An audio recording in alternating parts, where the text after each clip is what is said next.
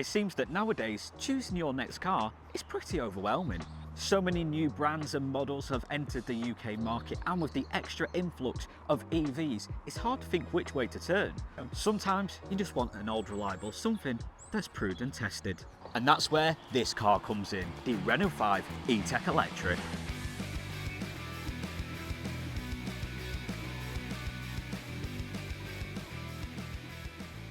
Yes, the Renault 5 is back on the UK market. Renault have reimagined this legendary car, bringing back that 70s classic, and let me tell you, it is back with a bang. Obviously, it's had a very much modern revamp. It's now an EV, but I still think it stays true to its character, not just being a good, well-rounded car, but also being an affordable car, because this car starts from just £23,000.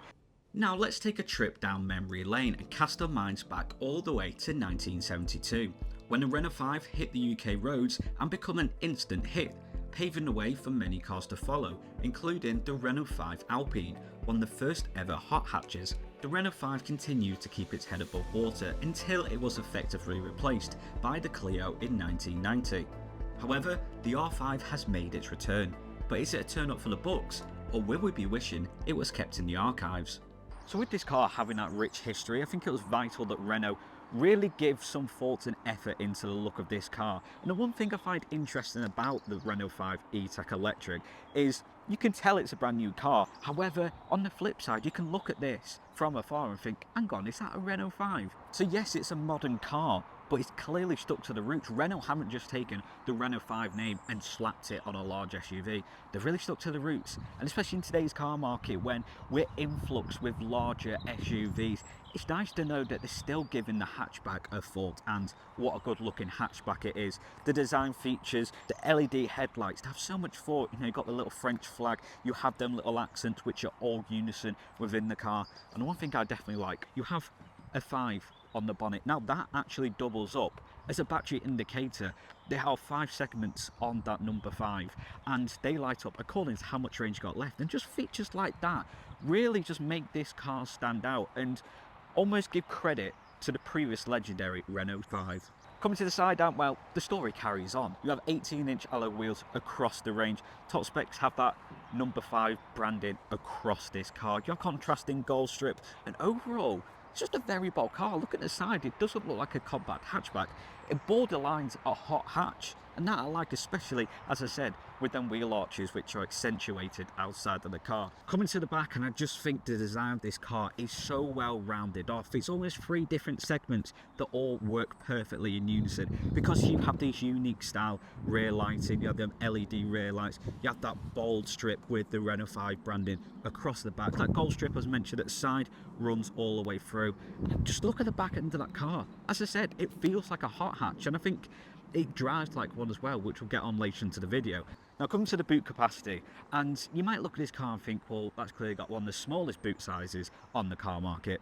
Well, that's kind of where you're wrong. Now, it's certainly not one of the biggest. It has 326 litres. Now, to put that into context, the brand new Mini Cooper Electric, which would kind of rival this off against, you know, a small EV that's affordable, practical for your everyday to-day drive.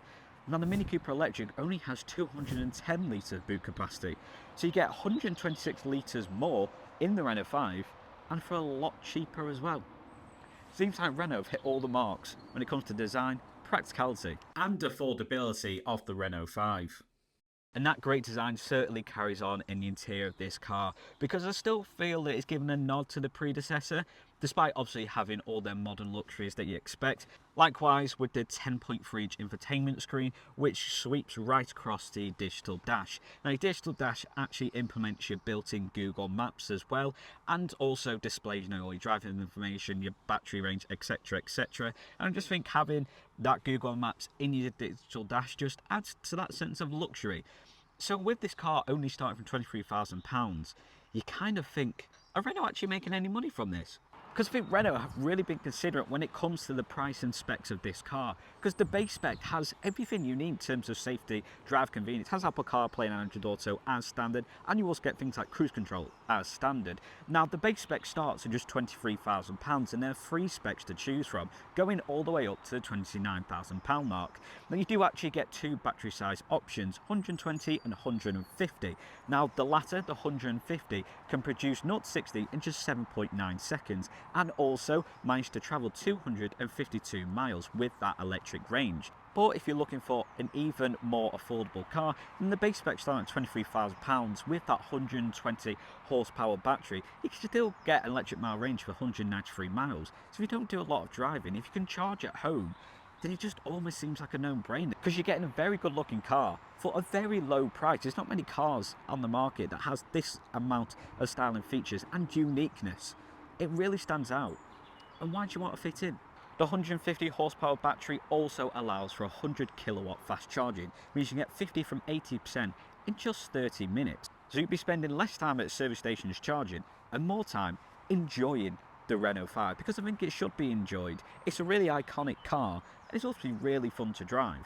Now, as I'm sure you've all probably realised by now, that I'm definitely too young to remember the original Renault 5, that 1970s classic. However, I've got a feeling that this car is doing its predecessor very proud indeed. You know, in a car world as of today that's inundated with new SUVs, new bigger cars constantly coming out, that's sort of the push and what people want. It's nice to see the hatchback get some love for a change. It's not often you see a brand new hatchback model come out, especially as one as good looking as this and actually has some heritage. Now, as for the drive and performance, well, the smaller battery, the 40 kilowatt hour, does 0 to 60 in 9.3. The bigger battery, the 52, does 0 to 60 in 7.9. And as you can see, I've just pulled out onto a dual carriageway there, no issue at all. Yes, this is a bigger battery, 7.9 second 0 to 60 time, and it's not one of the quickest EVs out there, you've got to admit, but it's more than enough. I do feel it's got a bit of zippiness about it. Obviously, with being an EV, it's going to have that instant torque off the line. It's going to be that bit more snappier than your regular combustion engine vehicle, especially, you know, a small hatchback that you might use city car. In terms of like convenience when you're on the road, the big factor for me is the fact that your climate controls are all separate. You don't have to go into the infotainment screen. And also the fact that the driver's display also includes your Google Maps built in, whilst also seeing your range, seeing your battery percentage, seeing your traffic sign recognition and your speed that you're currently doing. So yeah, it's not the biggest screen in the world. There's certainly bigger ones out there on the car market, but it's all very user friendly. It's all very readable. And I think they fit the space very well. It's a small car, it's built to be a small car. And for some people, that might not work. But for people who enjoy small cars, I guarantee you'll enjoy this. Even from the base spec, you will get a well-rounded package with cruise control and speed limiter, sign recognition, hill start assist and rear parking sensors, all as standard. Mid-spec brings you adaptive cruise control and parking camera, and the top spec will also provide hands-free parking. But coming back to the interior, and I mentioned about the infotainment screen, you have Google built in, you have the Play Store, you have Google Assist, so it's all voice controlled, you have Apple CarPlay and Android Auto, which is wireless, which comes from standard. Nice big wireless phone charging pad, you have a nice little cubby hole for your key there, decent amount of storage, you know, it's removable, 2 cup holders, a little bit of storage in the centre console. It's not space in abundance, but you have a bit of space in your pockets, you have a decent sized glove box. I think they've kind of utilised the space in this car well for the, you know, the base that they have in this car. It's not a big car, but you still get a good amount of storage. I like how on the air vents you have the same style as on the daytime running lights. You know, the ambient lighting which contrasts this cloth along the dashboard. I do really like the design of this car. It feels a bit funky, it feels a bit out there. Nice style seating, nice hugging bucket seats. You have lumbar support. Yes, you don't get any electronically adjustable seats across the Renault 5 range. It's a bit of a letdown, but it's not really that big of an issue. How hard is it to do that? Let's be real.